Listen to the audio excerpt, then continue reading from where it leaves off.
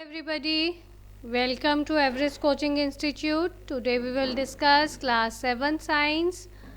ये हमारा चैप्टर चल रहा है बेटा, transportation in animals and plants. आज हम उसको ही आगे डिस्कस करेंगे चैप्टर को. तो चलो देखते हैं आज क्या डिस्कस करते हैं.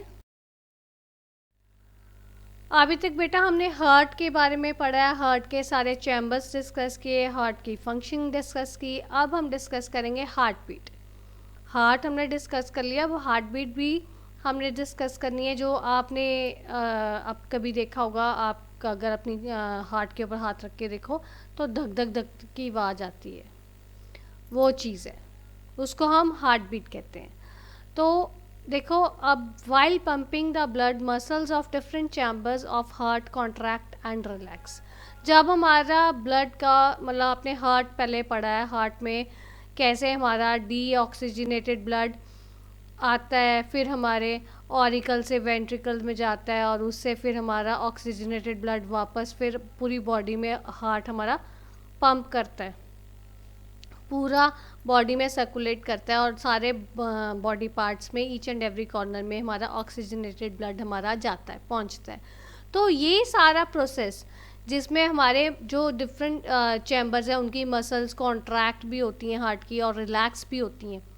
तो वो कॉन्ट्रैक्शन और रिलैक्सेशन में उस चीज़ में, और जो ब्लड जो है वो पंप आउट करता है और पंप इन करता है जो हार्ट, उसको पूरे प्रोसेस में जो हमारी आवाज़ आती है वो धक धक धक की, वो हमारी हार्ट बीट है.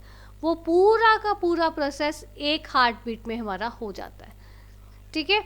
तो this contraction and relaxation produces a thumping sound which can be heard as a heart beat.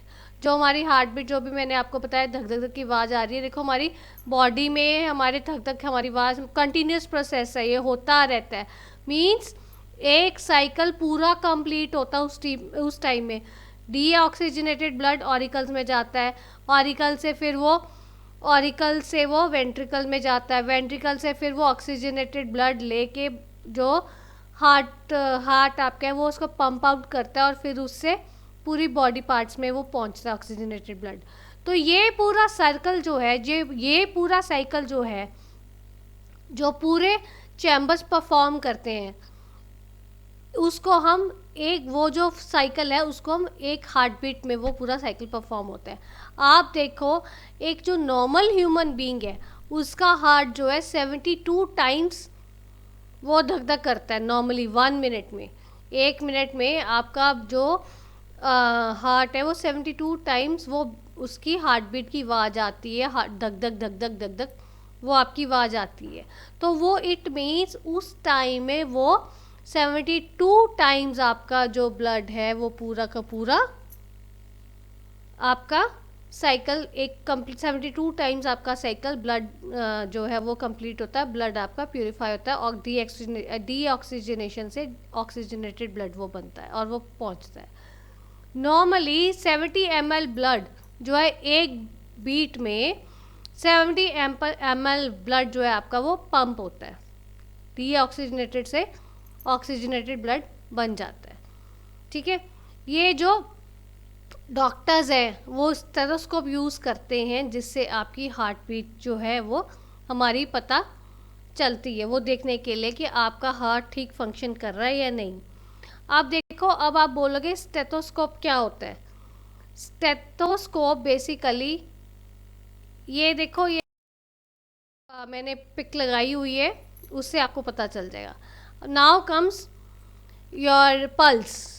Next है हमारा पल्स के बारे में. आपने देखा होगा आपकी रिस्ट जो आपकी होती है, जैसे आपकी पिक में आपको पता भी चल रहा होगा, वो वहाँ पे 2 फिंगर से आप अगर उसको प्रेस करोगे आपको यहाँ पे भी धक धक की आवाज़ आएगी, आपकी रिस्ट में वाइब्रेशन की आवाज़ आएगी. वो बेसिकली क्या हो रहा है, जो आपकी हार्ट बीट जो आपने अभी पढ़ा है, हार्ट बीट में आपको जो हार्ट आपका ब्लड प्यूरिफाई कर रहा है, ऑक्सीजनेटेड ब्लड बना रहा है, वो ही सेम प्रोसेस जो है वो पंपिंग जो हो रही है वो रिस्ट से आपको पता चलता है, जो आपकी फिंगर टिप्स तक आपकी पहुंचती है. अब यहाँ पे एक, इसको आप कैसे देखोगे, देखो, pulse is the simple way to know the working from heart from outside. बाहर से अगर आपने देखना है, स्टेथोस्कोप यूज़ नहीं करना है, तो आपको फिंगर से रिस्ट लगा के रिस्ट पे पता चल जाएगा। अब पल्स फिंगर से कैसे पता चलेगा? You can find your pulse by tightly pressing your wrist with your middle finger. आप अपनी बीच वाली फिंगर से अपनी रिस्ट को पकड़ोगे तो आपको इससे यहाँ पे वाइब्रेशन की आवाज़ आएगी, आपको पता चलेगा कुछ आपकी धक धक हो रही है। अब आपको स्मॉल बीट आपको आपकी बॉडी से, स्किन से आपको आएगी। सो ये जो बीट है वो बेसिकली वही है, कॉन्ट्रैक्शन एंड रिलैक्सेशन है हार्ट की। अब ये देखो, जो अगर आप अपने हार्ट पे हाथ लगाते हो तो आपको ज़ोर सी आवाज़ आती है, और यही सेम आपकी है आर्म्स पे, रिस्ट पे लगाते हो तो आपको बहुत हल्की आवाज़ आती है। ये डिफरेंस क्यों है? आपको कई बार पेपर में क्वेश्चन आ जाता है कि आपको रिस्ट पे बहुत हल्की स्मॉल बीट क्यों सुनती है। उसका बेसिकली बेटा सिंपल रीज़न है, क्योंकि हार्ट ने क्या करना है, हार्ट से जब आपकी पंपिंग होती है तो पूरे बॉडी ऑर्गन्स में ब्लड जाना है, ठीक है। पूरी बॉडी ऑर्गन्स में ऑक्सीजनेटेड ब्लड आपका जाएगा, तो उस केस में आपकी जब जितना ज़्यादा उसका प्रेशर होगा ब्लड का, उतनी ज़्यादा साउंड होगी। और जो आपकी रिस्ट पे आप देखोगे उसमें सिर्फ आपकी फिंगर टिप्स तक पहुंचना है आपके ब्लड ने, तो उस केस में वो जगह थोड़ी, प्रेशर थोड़ा है, इस कारण आपकी जो आवाज़ है वहाँ पे स्मॉल बीट आपको हल्की सी सुनती है। बहुत ध्यान से सुनो तब आपको सुनती है, ठीक है। सो ये क्वेश्चन आपको एग्जाम में आ सकता है कि स्मॉल बीट क्यों होती है, what is the reason behind it.